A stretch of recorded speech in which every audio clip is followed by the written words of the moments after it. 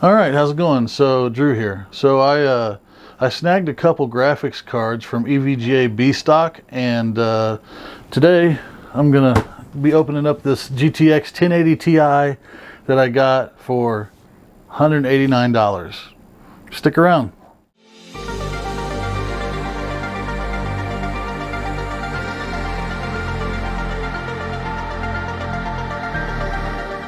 I bought a couple graphics cards online, and I already made a video about one of them, and it was a 1070 Ti. It's actually in this box over here. I got both of these cards from EVGA on their B-Stock, and this is a 1080 Ti, and just like I said in the beginning of the video, I paid $189 for this graphics card. So let's open this up and see what we've got.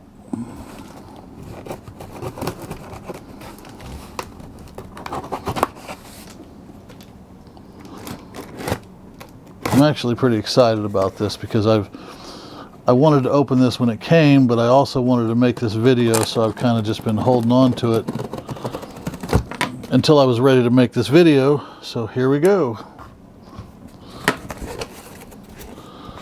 Right off the bat, it looks exactly like the other box did. Plain black box. And again, I mentioned that in the other video that sometimes they come in a box that's more like this. This is another box that you might receive when you buy something from EVGA B-Stock. And then sometimes they come in completely black nondescript boxes, much like this one. So let me see here. I'll get this to zoom in so you can see the part number if you want to look that up. Give it just a second. Okay. All right, let's see what we got. So that part number is 11G P46694RX, and that is the part number here.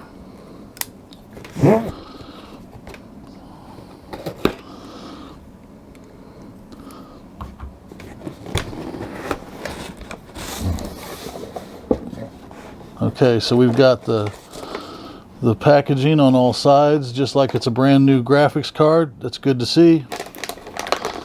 And oh yeah, oh man, that's beefy. Wow. Okay, I forgot how heavy these were. It's been a while since I've had my hands on a 1080 Ti. Pascal architecture's been out for a while now, but this thing is still a monster. And you can tell when you hold this meaty thing in your hands. And there's a joke there, I know, but bear with me. Don't believe there's anything else in here, but let's just check to be sure. All right, let's get this out of the way.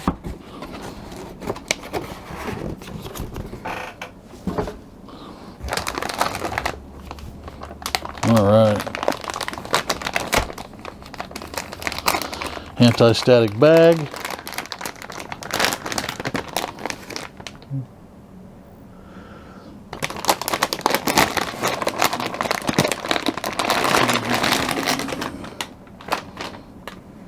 Wow.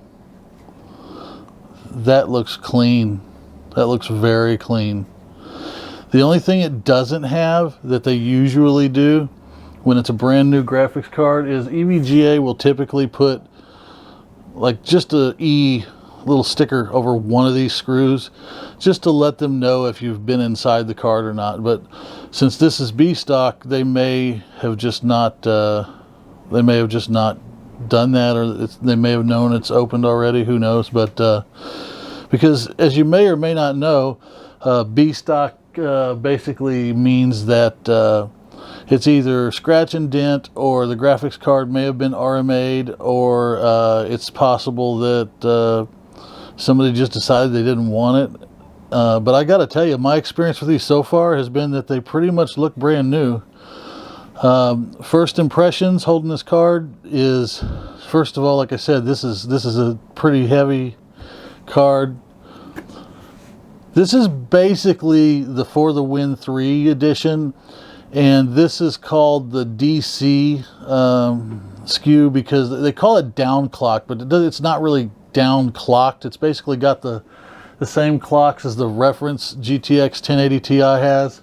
The only reason they call it downclocked is because it it wasn't quite able to hold the clocks that would be necessary for it to be classified as their very high end For the Win 3, FTW 3. So they call it the DC model, and that's why you don't see For the Win 3 right here on this corner. Normally on this corner, you would see FTW, maybe the number 3. I can't remember. So yeah, so right off the bat, cooler looks brand new. Backplate looks to be brand new. As far as our I/O goes, we've got 3 display ports, 1 HDMI and 1 DVI.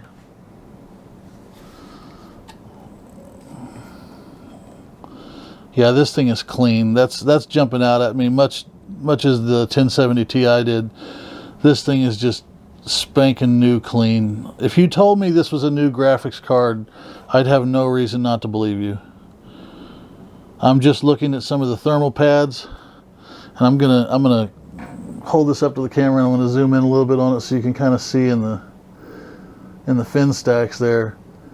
There is nothing in there. You would see some dust. If this had been used even a little bit, you would see some dust in the area of the thermal pads and in the fin stack.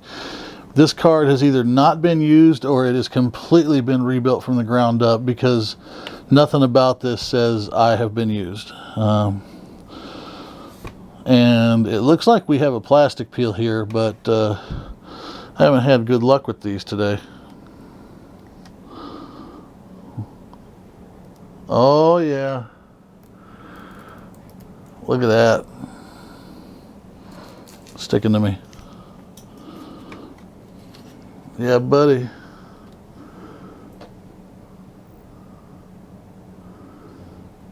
That's a good looking card, man. So just like the 1070 Ti, this has got the 2 8-pin connectors for power. We've of course got this back plate, which is more like the back plates I'm used to seeing for Pascal. I'm really just kind of blown away taking this in right now, because to be able to get a card of this caliber for $189 is almost unheard of. Now, maybe you might get a deal similar to that on eBay if you're buying some used card that just looks beat all to hell and it's got dirt all in the fans, and maybe it's like a turbo model or one of the blower models, but you're not going to get that kind of a deal for a card that literally looks brand new and pretty much functionally is brand new for all intents and purposes. Even though the Pascal architecture was 2017, I believe, and this card came out in 2017. That doesn't mean this specific one was made in 2017, but the 1000 series of Pascal cards came out at that time. You know, this is probably my all-time favorite graphics card because it's just stood the test of time, and it still continues to do that. This is a card that, when it was born, so to speak, for lack of a better term, this was it was the most high-end graphics card you could buy, unless you were buying something like a Titan for enterprise use or whatever. But so when these came out, you were lucky if you could get it for under about $800, if you could even find one. And then when they kind of leveled off, to get it for about $750, that was a good deal. If you caught one for $699, that was considered like a steal. And so to pick up a 1080 Ti for $189, even in 2022, I mean, think about what $189 gets you on the used market right now. $189 on the used market, well, let's say new market. $189 on the new market right now gets you what? It gets you a Radeon RX 6500 XT. Come on now. It gets you a Radeon 6400. It gets you an Nvidia 1630. These are all 3 cards you do not want. And I mentioned this in the other video, but the 1630, for obvious reasons, its performance is absolutely terrible. It's stomped even by the Radeon RX 6400, which is a card, along with the 6500 XT, that I really recommend you do not get. It's limited to, I believe, 4 PCIe lanes. It's also PCIe Gen 4 only. So if you put it in a Gen 3 motherboard, you're going to get lower bandwidth and you're going to get less FPS.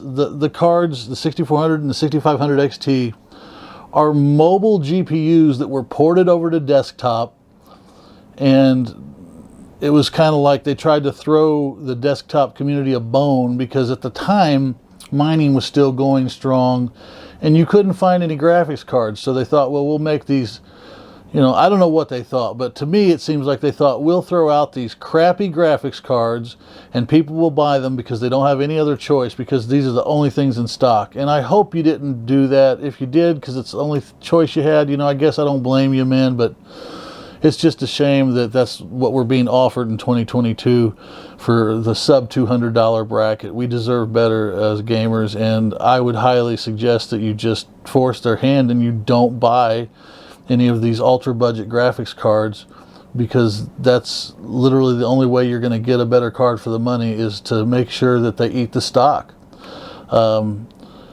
You have to spend north of $300 these days, or at least pretty close to it, to get a decent graphics card, which I would say the cheapest graphics card you can buy new right now is probably the Radeon RX 6600 or 6600 XT, and those are around $300 to $350, maybe $400, and that's probably the cheapest card worth having. If you want to go Team Green, you would say maybe the RTX 3060.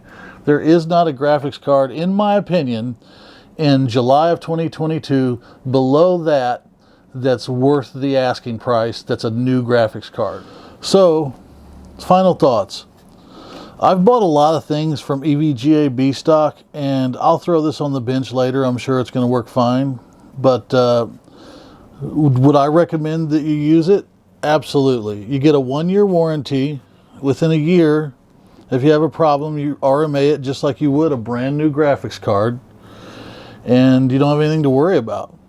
It's not going to come in a shiny box like a new card. Obviously, it's going to come in a nondescript black box, which, whatever, I mean, if that's something that's super important to you, I get it. To me, not a big deal. Not for $189 for an RTA or for a GTX 1080 Ti. So, we talked about the kinds of cars that this goes up against, and for the money, you just can't touch that. You really just can't. It's a great deal. It's one of those things that I was kind of hesitant. The selfish part of me was kind of hesitant to even make this video or these videos talking about B-Stock, because I got to tell you, it's one of those things that it's one of the last places on the internet that I know of that I can go to and find what I consider to be really good deals. But ultimately I felt like this is something I should share with the community at large. A lot of you already know about B-Stock. Maybe you do, but you're leery of using them because you think maybe it's used hardware, or you think that it's somebody's RMA'd it because it's got a problem. I have bought AIOs, power supplies. There's a power supply in that corner. That came from, I don't know if you can see the box or not, but it's right over there. That came from B-Stock. I have literally probably got a half dozen power supplies in this room right now that came from EVGA B-Stock. I have a 750 watt semi-modular. I've got a 650 watt semi-modular. I've got an 850 fully modular. And when these things are on sale, you can get them for literally half price. Now, the warranty on the power supplies, that only being a year, that might be off-putting to some people, because the power supply is something that generally you're going to see on a good one, a 5 or a 10-year warranty. I can understand that. That being said, if you do your research and you make sure that the power supply you're buying has actually been made by someone reputable, because you may or may not know that EVGA outsources its power supplies. They don't make them. They have other companies make their power supplies. Several companies, I'll just name a few. Superflower makes some, they're very good, usually. HEC, I believe, makes some, generally not great. What's the other one? FSP. The FSPs, sometimes they're okay, sometimes not so great.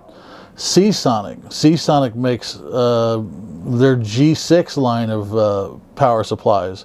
So if you know who the OEM is and what you're buying, you can find some great deals on power supplies too.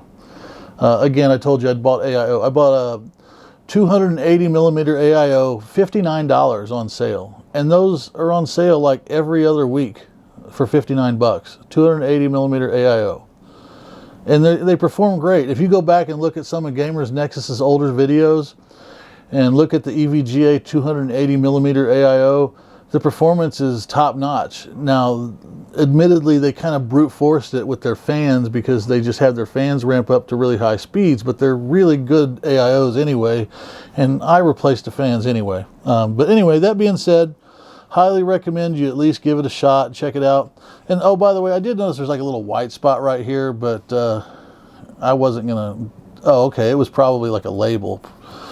In any case, oh, and you know what? I just noticed this also has a BIOS switch. It's got an OC BIOS and a normal BIOS, which I actually didn't notice that until just now. But I digress. I see a squirrel, and I tend to go 7 different directions. So I could talk to you until, you know, I'm blue in the face, but I won't.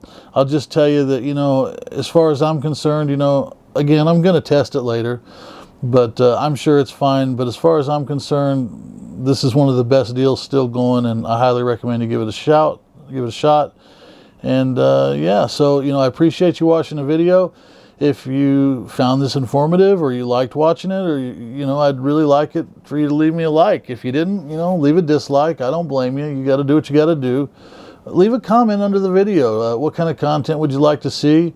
What are your thoughts on this video? You know, I'd just engage with me. I'd appreciate it. You know, it's kind of a fledgling channel. We're trying to grow, so every little thing helps. So your interaction equals more views and more exposure for the channel, you know.